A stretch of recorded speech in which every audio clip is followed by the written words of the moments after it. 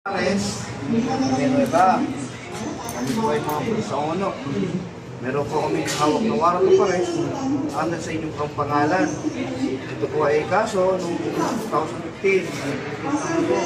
Ang nakasali po dito ay meron po kayo standing warrant of arrest para sa kaso attempted rape. Ito po ay warrant na.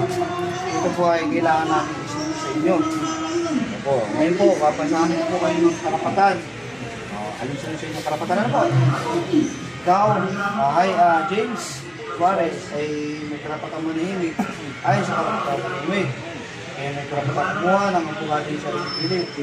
Kaya wala kakailan, ang pamahalaan ng handa kang pagtulungan ng dito na hindi ngayon.